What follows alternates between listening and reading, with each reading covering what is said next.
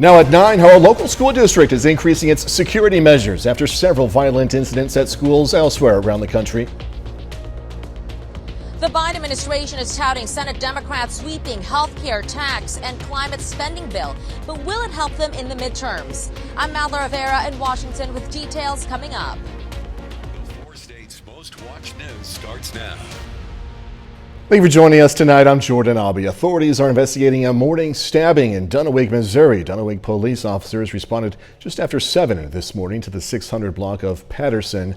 At last report, police say the male victim was currently at a hospital in surgery. Investigators still looking for a female person of interest. The police chief says the stabbing is an isolated incident. No arrests have been made so far. The Chanute, Kansas School District is trying to be more proactive in protecting children on its campus. KOM's Amber Jenkins has more. Chanute Public Schools are tightening security on campus. Administrators want to be proactive when it comes to their children's safety. That's why before the start of school, Chanute schools will have improved camera systems and reinforce a stronger visitor policy. We've heard from some parents about the doors not being locked, specifically after the incident in Texas last spring. And I guess that's what I would say probably jump-started this whole updated security measures. We had been talking about it, and that prioritized it a little higher, obviously. The biggest change in school security is vetting visitors before letting them onto school grounds. It's something new to the small, tight-knit community. Just come to the school and they expect to be able to come in and to come into the office, and we've always appreciated that about being in a small community. That our schools were inviting and open to everybody. And so now this is a big change because you can't do that any longer. Chanute schools are not just updating cameras and making stricter visiting policies. Administrators know training is the key to a safer campus. I think probably the biggest factor to keeping schools safe is really probably through training, not through having a locked door or a secured entrance. If students feel unsafe, administrators and staff are understanding and open to talking. They talk about different things that when something happens, an event at another school, we obviously hear about that and we have conversations with students. In Chanute, Amber Jenkins, KOM News. The new security measures are going to be ready for the upcoming school year by August 17th. Meteorologist Doug Hetty joining us now. Firstly, the forecast, some rain.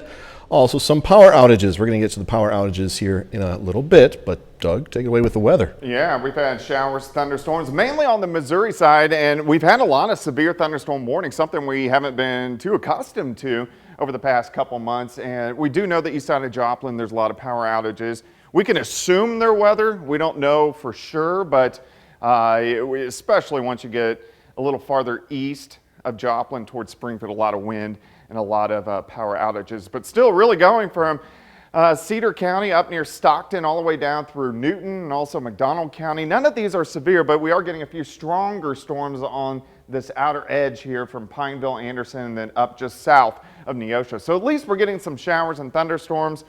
How long will they stick around? We'll look at that here in just a bit. All right, now, in regards to those power outages, Doug, you said you had some Facebook people shoot you a note on Facebook saying, hey, the power is out on Rangeline Road in Joplin near Lowe's.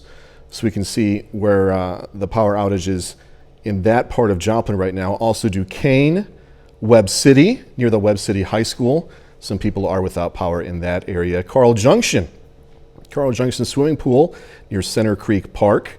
Now, Doug, you were mentioning, okay, so we have some people down south as well, Seneca and Racine. You're mentioning the farther east you go, correct, out of Joplin. You mentioned the wind was quite powerful earlier. We have These some. are most likely weather related. Okay, we just don't know for sure. That's correct. The thing. People in Sarcoxie, also near Mount Vernon, are without power. We don't know for sure, as Doug Hetty was saying, because we put a call into Liberty Utilities media contacts. We haven't heard back from them yet. But as soon as we do, we'll pass that information along to you all. All right, it's back to school in just 2 weeks for students across the area. However, some school districts still need more bus drivers to meet demand. KOM's Jan Hatala has more from Carthage. Any place of employment, people get sick, people get hurt, and we have to fulfill those routes. Like the buses have to run, they have to pick up the students, so there's always a need for more drivers. Carthage School District is in need of at least 4 or 5 bus drivers who can make an impact on the kids' days. A bus driver is often the first face that a student sees in the morning. It's the last face a student sees in the evening, and so it's really a great way to be able to make an impact on that student's day. With only 2 weeks until school starts, the district is trying to train and hire drivers as soon as possible to drive their 52 routes. You know, that deadline's approaching and we need to be ready to go, so if they're applying for a driver position, they're getting called pretty quickly. Freeze is hoping COVID doesn't make the staffing shortage even worse once school starts. Goodnight says district-wide hiring events already boosted the number of applications, but more are needed. We have meetings and we go to conferences, and it's always an area, a topic of discussion. And so we all work together really well to try to come up with some solutions for the problem. In Carthage, Janna Hautala, KOAM News. People interested in becoming a bus driver can find more information on our website, KOAMnewsnow.com. Back to school shopping can be exciting, whether it's looking for new clothes for your kid or getting them in the coolest gear. One thing to be cautious of, though, when online shopping for school is those scammers. The Better Business Bureau provided tips on things to watch out for. They say some tricks could range from saying supplies are tax-free and to watch out for fake ads. And what we'll see in the past too is we've seen in many years in the past, unfortunately, like fake emails have been stolen from fake different logos like Walmart, Target, saying that they've got a back to school deal.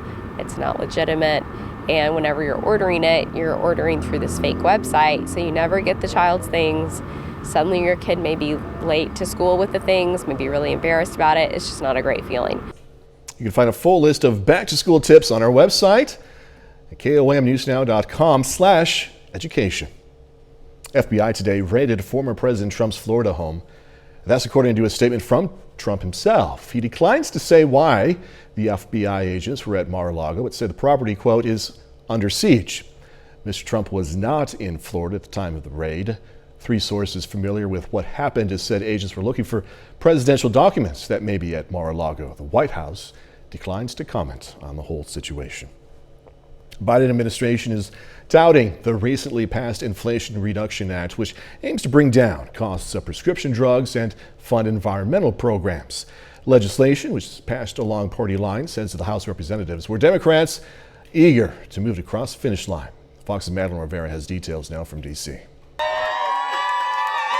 Cheers erupted outside of the Capitol Sunday over the passage of Senate Democrats' sweeping healthcare, climate, and tax spending bill. The moment marked a milestone for the party, which has struggled for more than a year to advance the president's Build Back Better agenda. Our focus this week is getting this bill to the president's desk. The bill, called the Inflation Reduction Act, would give Medicare the power to negotiate prices for certain prescription drugs. It imposes a 15% minimum tax for large corporations, and in what's being called the biggest clean energy investment in the country's history, the package includes around $370 billion to tackle global warming. This is pretty amazing opportunity for the United States to lead again in climate. Republicans argue the bill will do the opposite of what Democrats say it's intended to do. And what this bill is going to end up doing, it's going to hamper innovation, it's going to raise taxes on the middle class. And even President Biden admits some of the provisions won't take effect right away. Some of it's not going to kick in for a little bit, but it's all good. Still, Democrats who are facing political headwinds in November are hoping the bill hands them a midterm boost as Republicans gear up for a fight. Let's make sure that Americans make the right choice that makes their life better, and they can do that at the ballot box. The House is expected to vote on the bill on Friday. If they pass it, the president is expected to quickly sign it and then hit the road, making the case for the Inflation Reduction Act. In Washington, Madeline Rivera, Fox News. KOAM News at 9 on Fox 14 takes this time now to honor another 4-state hero. David Sill served in the U.S. Air Force from 1965 to 69. Native of Joplin, Sill spent time in Vietnam. We are proud to thank and salute Sergeant David Sill. He's tonight's 4-state hero. Meteorologist Doug Katie's next with a complete look at the forecast and later. It's opening day of practice for Missouri high school football. You're going to hear from the Webb City Cards and Carthage Tigers in sports.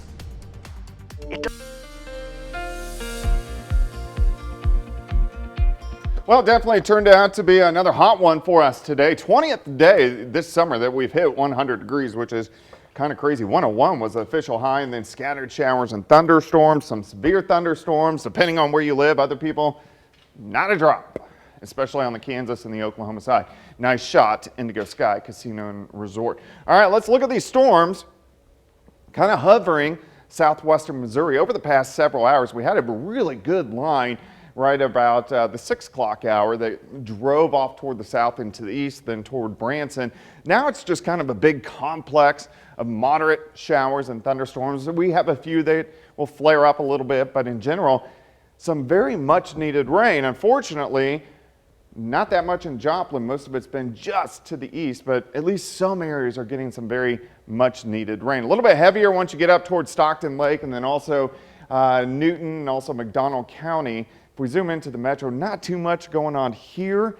You have to travel just a little bit farther toward the east. So Carthage, Sarcoxie, Mount Vernon. We can track a little bit farther south, Monette, Aurora. Here's Cassville. You can see a little bit brighter red on the radar just south of Neosho. See all the lightning strikes. So this is down Pineville, Anderson, Knoll, getting a little stronger thunderstorm. Not severe, but a little bit stronger. And then also another strong storm just below severe limits. This is Cedar County, so Stockton Lake, and then pushing off toward the east. Now, we know that we've had some wind damage, especially just east of the region. And there have been a lot of power outages, all due to this stationary front that is kind of centered on all of us.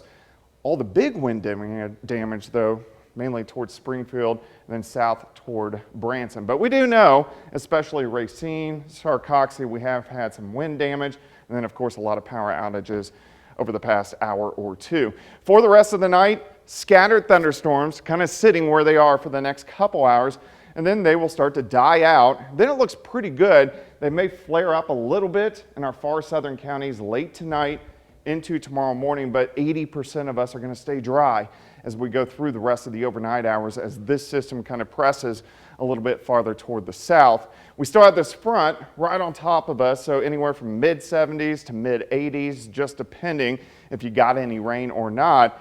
But look at our month so far. You can see all the triple digits are very similar to what we had in July. We're hitting that triple digit mark again so many times in August. Let's go through time. For tomorrow, I think we'll break out. We'll see partly sunny skies. We'll heat up only into lower 90s, so not as hot as what we have seen over the past couple days. An isolated thunderstorm in our southern counties, but most of us will stay dry tomorrow. High temp of 92. Unfortunately, that's not going to stick around for long. 94 Wednesday, 95 Thursday, 96 on Friday. Triple digit heat back in by the weekend. So if you did get rain tonight, you are one of the lucky ones because we don't have many chances over the next week.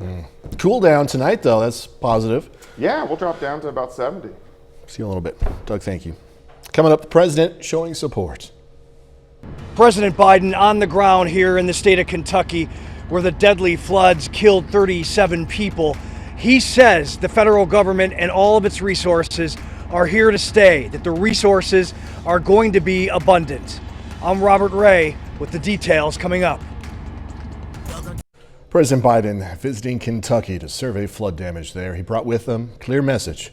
Federal government is not going anywhere as the state deals with massive recovery efforts. Look at that. Fox weather correspondent Robert Gray is in Kentucky with the latest on the ground.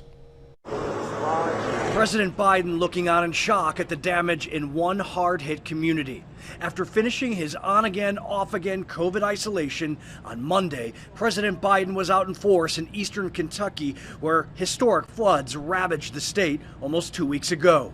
This is the most devastating and deadly flooding event, certainly in my lifetime, unlike anything. Governor Andy Beshear heralded the federal response on the ground. President Biden met face-to-face with families who lost nearly everything. I don't want any Kentuckian telling me you don't have to do this for me. Oh yeah, we do. You're an American citizen.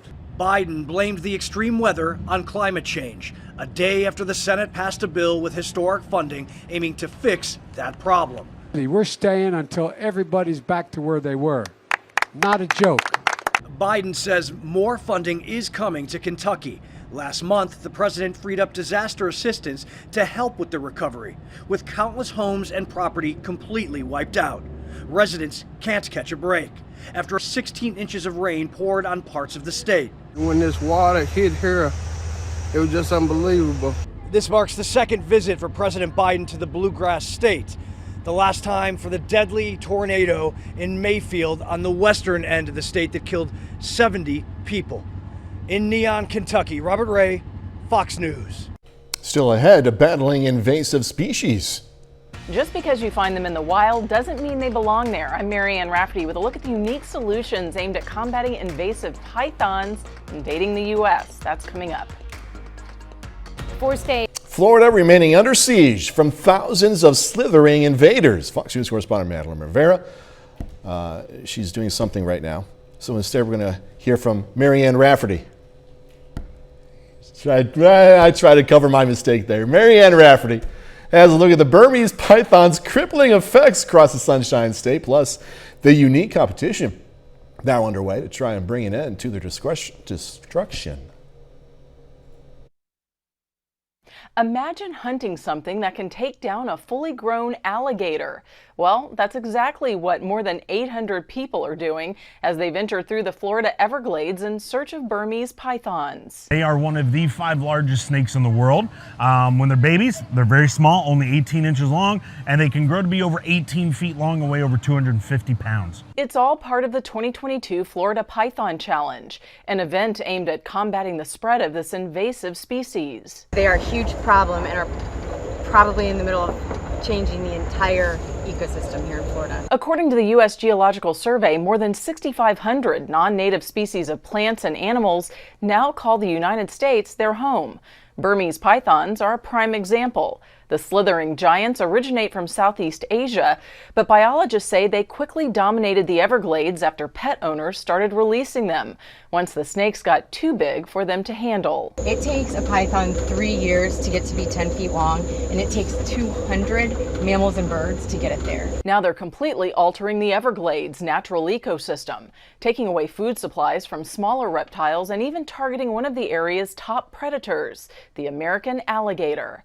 And because large female snakes can lay about 100 eggs each year, the state of Florida is awarding cash prizes up to $2,500 to those who can capture and kill the most pythons. More than 17,000 pythons have been removed from the Everglades since 2000. The Python Challenge ends August 14th, but you can still register throughout the competition. Marianne Rafferty, Fox News. Next, going to hear where to score some new ice cream flavors that probably, most likely, push the extreme for many people. Some people in London getting a chance to score some unique ice cream flavors. The flavors include several condiments, things like ketchup and mayonnaise. As part of the ice cream project by English designer Anya Hindmarch, now, Londoners have until August 26th to try the non-traditional ice cream flavors. You may be asking yourself, Jordan, yeah, this is interesting, but you know, it's in London. Why are you telling me about this? So if you are so interested in it, go ahead and take some vanilla ice cream and then just pour some ketchup or mayonnaise in that vanilla ice cream. Doesn't that sound just awesome? Then there's this, a sweet, savory, and candy-covered pulled pork sandwich. Is going to be making its way into the Royals concessions this year over at Kauffman Stadium. The Royals food and beverage partner, Aramark, announcing it's going to be bringing a new barbecue Reese's sandwich to Kauffman Stadium. The barbecue Reese's sandwich is going to feature pulled pork, sweet Baby Ray's barbecue sauce, I'm partial to that myself, Reese's peanut butter cups, and bacon bits all wrapped up in a classic hamburger bun. I don't know, man. I don't know if I would try that. The chocolate thing, I like Sweet Baby Ray's. I like pulled pork. But the Reese's, I don't know. That's too much for me. All right, 30 more minutes. News, weather, and sports coming away. Native American woman stopping by the 4 states on a trip to raise awareness about missing indigenous women. Tensions escalate around Taiwan as China extends its military drills. I'm Amy Kellogg in London, and I'll have the latest coming up. Many Indigenous women go missing every year. So one woman decided to take a walk to raise awareness. KOAM's Carrie Worthen spoke to her. She's doing something that is so important, and that is taking the efforts that she knows how to do to draw attention to a very serious problem. Walking from Sweetwater, Arizona to Washington, D.C., Seraphine Warren is walking for a cause. I am walking for the missing and murdered Indigenous. Miami was just one of many towns she will walk through. I think it's an eye-opener. I think this is something that causes a conversation. Sometimes this is what it takes. Warren hopes to raise awareness for not only her aunt, but many other missing and murdered Indigenous women. I want them to urgently hurry up and solve their cases, because I've seen a lot of other cases outside of the Navajo Nation or reservations being solved quickly, and this one should be one of them. And I am tired of waiting. I'm losing patience, and we shouldn't be treated like this. This part is hoping that every day somebody lets me know they found my aunt. I think that's the hardest, is just to think, could this be the first day? We don't have to search no more. So far, Seraphine has walked 1,022 miles.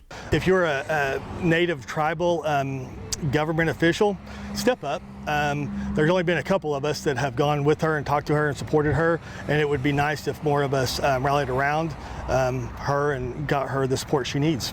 In Miami, Carrie Worthen, KOAM News. Seraphine is hoping to make it to Washington, D.C. by the first week of October. Now, if you want to help donate to her cause, go ahead and visit our website, koamnewsnow.com. China extending its military exercises around Taiwan, despite saying it would end the drills over the weekend. Taiwan's army now preparing for its own drills starting this week. Fox News senior foreign affairs correspondent Amy Kellogg has more. The Chinese military carrying out more drills around Taiwan on Monday. Warships and military planes made their way across the midline of the Taiwan Strait, despite international calls to ease tensions in the region. The drills were expected to stop on Sunday, but in fact, they've been extended. On Monday, the Chinese Foreign Ministry defended its actions. We will firmly safeguard China's sovereignty and territorial integrity and resolutely deter the U.S. from containing China with the Taiwan issue. Last week, Beijing started its largest ever exercises surrounding Taiwan in the wake of House Speaker Nancy Pelosi's visit to Taipei. Since that visit, China has cut off its defense and climate talks with the U.S., but on Monday, President Biden said he does not believe tensions will escalate further. I'm not worried, but I'm concerned that they're moving as much as they are. But I don't think they're going to do anything more. Meanwhile, Taiwan's army is ramping up its response to the extended exercises by deploying more ships and planes to monitor Chinese assets. Taiwan's Central News Agency reports that the country will conduct its own live-fire artillery drills on Tuesday and Thursday. President Xi, every single year for the 10 years he's been in power, has been increasing the intimidation and coercion of Taiwan principally and in the region generally. Taiwan says China's military has not entered its territorial waters during these drills. In London, Amy Kellogg, Fox News. A bit later, sentencing for federal hate crimes. The three men convicted on federal hate crime charges for the death of Georgia jogger Ahmaud Arbery learned their fate. I'm Charles Watson in Atlanta with details on their sentencing coming up. Gloria. Well, of course, a hot one for us today, and also some scattered showers and thunderstorms across the region, mainly on the Missouri side, mainly along and south of I-44 was a majority of them, but some of those were strong to severe, and we still have some showers and thunderstorms out there right now. Nice shot, Indigo Sky Casino and Resort, of course. Indigo's just outside of Seneca, Missouri. All right, let's go back a few hours, and we had a really intense line that developed right on the south and east side of Joplin, dropped off toward the south and to the east. We had numerous severe thunderstorm warnings. These were mainly producing winds 60 upwards to 70 and some nickel-sized hail, but we did get a few little microbursts within some of those little storms. that did produce some wind damage, especially from like Racine, Sarcoxy, and then points east. Still have showers, still have thunderstorms from Berry County, Lawrence County, Dade County, up to Cedar County, and a couple across Newton and also McDonald County. Most of the metro is pretty good. All the showers are mainly east of I-49, but you can see a couple little cells, one just south of Neosho. We can track a little farther south. Here's Knoll, Pineville, and then once you get down toward Jane, into Bella Vista and Rogers, and then mainly just moderate rain.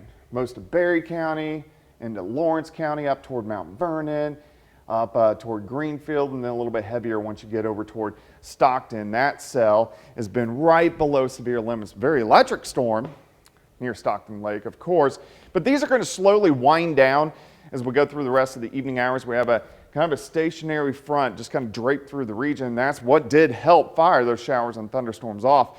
The majority of the storm reports mainly off to our east, even though we know we did get some wind damage into the area. Plus we had a lot of power outages, especially on the east side of Joplin.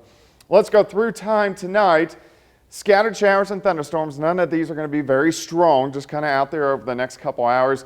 And there may be a few more that try to pop up in our far southern counties by morning, but most of you are going to stay dry from this point on. Of course, we had another hot day. Today was day number 20 that we hit 100 degrees. That is not something that we are striving to do, but it's been a very hot summer so far. Temperatures mainly mid to upper 70s to mid 80s in our western counties where you haven't had any rain. It would be nice to get a nice widespread rain across the region, but we got to take what we can get. As we go through the daytime hours for us tomorrow, we're going to warm up 70s, 80s, lower 90s. Now, not as hot as what we had today, of course 101, but still hot, 87 by noon, high temp of 92 degrees. Hopefully you got some rain tonight because our chances aren't good from here on out. 92 tomorrow, a few isolated early storms. 94 on Wednesday, 95 Thursday, 96 on Friday. And then here comes the triple-digit heat back in for the weekend. I mean, we could use so much more rain too, I bet, huh? Oh yeah, I mean, especially, I mean, most of Joplin really didn't get much. Yeah. So. All right, Doug, thanks so much as always. As the monkeypox outbreak continues to spread, there's an increased focus on keeping kids safe. Fox News correspondent Jonathan Seary has more now from Atlanta. As the monkeypox outbreak spreads, it could be a new cause for concern among parents. At least 5 cases of the virus have been confirmed among children. And on Friday, a daycare worker in Illinois tested positive. Health officials say it's difficult to predict where the outbreak will go from here because this is a much more aggressive monkeypox than we've seen before. Most of the experience we've had over decades was in the endemic countries in Central and West Sub-Saharan Africa, but not to the level of what we're seeing right now. The CDC says there are more than 7,500 monkeypox infections in the U.S., the most of any country. And almost every state now has at least one confirmed case, raising fears of a spike among students when schools reopen for the fall semester. But so far, doctors say that's not happening. We are not seeing kids at school getting it. We're not seeing people riding the bus, going to the grocery store, trying clothes on in a store. We're just not seeing it. Meanwhile, health officials in hard-hit areas say they still don't have enough vaccine doses to contain the outbreak. Last week, New York City opened up 23,000 vaccination slots. They were all filled within an hour. And it's a similar story in other big cities across the country. And everyone's like, how do we get an appointment? So I was able to snag this like right when it came, and I'm just so happy I got it. The White House says it's in the process of buying and shipping more than 1 million doses of the monkeypox vaccine. In Atlanta, Jonathan Seary, Fox News. All right, coming up in sports, this opening day of practice for Missouri High School football, plus Pitt State and Missouri Southern hitting the field for the first day of fall camp. Jacob Letter has that and more next. Lego Masters. Today is the opening day of high school football practice in Missouri. The Webb City Cardinals hit the field nice and early this morning for their first practice of the year. Now, the Cardinals are the defending Class 5 champs in Missouri. After a 4-3 start last year, reeled off 7 straight wins to go on to claim their 16th championship in program history. Now, like always, this Webb City group has big numbers, some good players returning, They're also coming off a great summer in the weight room. We really focus a lot on strength and conditioning in the June time and a little bit of football, and then we crank it up a little bit more in July as far as the football part of it. So we had more guys back this year that had a lot of experience, from last year. So that always lends itself to a little bit more intense practices. I think we definitely have good team chemistry. We work together pretty well. I think we all love to be out here. We love the game of football. And I think we're all ready to go try to win a state championship. In Carthage, the Tigers hit the field earlier this evening for their first practice. Carthage had a big-time year in 2021, going undefeated in the regular season, finishing 10-1 overall. Now, they lose a couple important guys up front and quarterback Caden Cabance. But Cooper Jadwin ready to step into that QB role this fall and lead the team his senior season. Honestly, I feel pretty prepared. I've backed up Pat my sophomore year and then Caden last year. I think it was really good for me, honestly, to be able to back up those guys and just kind of build on that and learn from the stuff they did right, learn from the stuff they did wrong. I've grown up with these guys. I've played with these guys my whole life. I have confidence in them. I assume they have confidence in me, and I think it'll make for a great year, a great team. At the college level, today is also opening day of camp for both Pittsburg State and Missouri Southern. The Gorillas are coming off an 8-3 record in their first full MIAA season under head coach Brian Wright. This fall, PSU has 15 guys returning who started 4 or more games last season. Like all the best Pittsburg State teams, this offensive line is going to be a strength for the Gorillas in 2022. They actually returned their whole starting group up front, including captain and returning first-team All-MIAA selection Trace Jeffries. It's pretty scary. We're returning all 5 guys back. We had 3 all-conference guys, and we're looking to get all 5 on the board. I think we could be a great group as long as we just build off what we did last year, and I think we just got to get ready for this season. I'm really impressed with our offensive line and their commitment to getting better this summer. They worked extremely hard in the weight room. All of those guys stayed this summer and made, most all those workouts in there, and just so impressed with how they've come together. The Missouri Southern Lions got on the field today for their first practice of the season. And the Lions are in a pretty good spot right now. They finished with 3 wins last year in their first season under head coach Atiba Bradley. Most wins for the team since 2014. Now, Southern has a lot of talented guys back, but they do have to replace a few big-time pass catchers with the loss of leading receiver Brian Boyd Jr. and tight end Keandre Bledsoe. Anytime you lose 2 of your top producers on offense, it can make an impact, but we had guys waiting in the wings. By the end of the season, we had some guys who were just as good or maybe better than Brian Boyd. We had some guys that just needed an opportunity, and they got it in spring and they ran with it. Same thing in that tight end group. I think we're more athletic, I think we're bigger, but now we just got to get some experience and play some games. The Pittsburgh Little League baseball team is playing in the Midwest Regional Tournament in Indianapolis this week. And Pittsburgh is 1-1 in the tournament so far and is looking to stay alive this afternoon against Fargo, North Dakota. And Pittsburgh off to a good start today. Top of the first, who else but Gabe Brown. Been so good all tournament long. Base hit here, scores a run. Pittsburgh scores 3 in the bottom of the first. The third inning, Brown back to work. Another base hit here. Landon Profit hustles around third and scores. The runner at third, thrown out. Run still counts. It's 4-3 Pittsburgh. Fargo retakes the lead, but Hudson Harrett, trying to keep Pittsburgh in it, lines it to center to score a run. Unfortunately, though, Fargo would hold on to the lead. Pittsburgh sees its season end today, falling 10-6. And that's a look at sports. We're back with more news after this. The 3 white men who fatally shot Ahmaud Arbery after chasing the 25-year-old black man in a Georgia neighborhood learning their additional sentences today for committing federal hate crimes. Fox News correspondent Charles Watson has more from Atlanta. I'm very proud to say that we finally got justice for Ahmaud on the federal level. The 3 men convicted on federal hate crime charges for the shooting death of Georgia jogger Ahmaud Arbery have their sentences handed down on Monday. Travis McMichael, the man who pulled the trigger, killing the 25-year-old, getting life plus 10 years in prison without the possibility of parole. His father, Greg McMichael, receiving life in prison. Both McMichaels asked the judge to let them serve their time in the federal prison due to death threats if they were sent to a state facility. The judge denied denying those requests.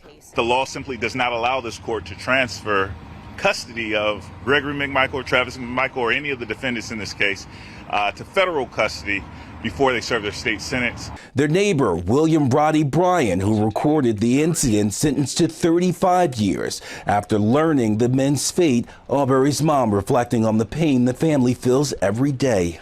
Ahmaud wasn't only shot one time, he was shot 3 times. And I tell you, I feel every shot, every day that I wake up. All 3 were found guilty of federal hate crimes earlier this year for violating Arbery's civil rights and targeting him because of his race in the deadly February 2020 incident when the men pursued and killed Arbery as he was running in their neighborhood. Monday's sentences are on top of sentences they received in Georgia State Court last year. In Atlanta, Charles Watson, Fox News.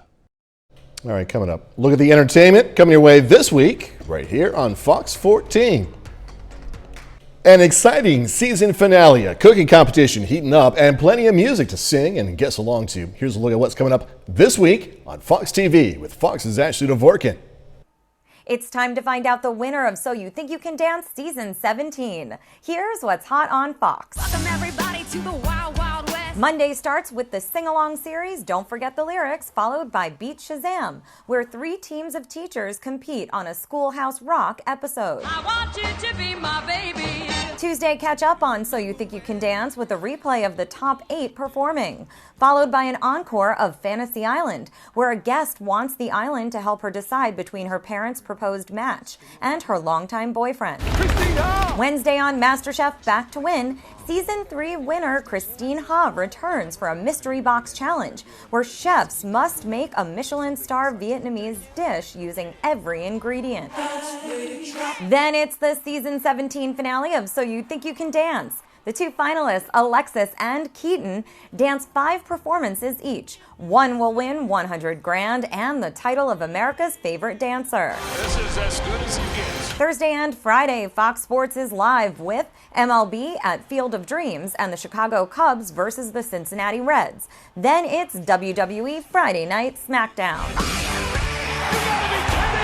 Fox Sports also has Baseball Night in America Saturday. A Beat Shazam replay kicks off Sunday, followed by The Simpsons and more animated fun rounding out the weekend. In Hollywood, Ashley Dvorkin, Fox News. See those jerseys for the Field of Dreams game. Pretty sweet. Pretty sweet. That's our time for tonight. Thanks so much for joining us. Going to leave tonight with video of 21 endangered black-footed ferrets at the Phoenix Zoo. We're only seeing a few of them right now, obviously. Nonetheless, be safe. Do this all again tomorrow. See you then.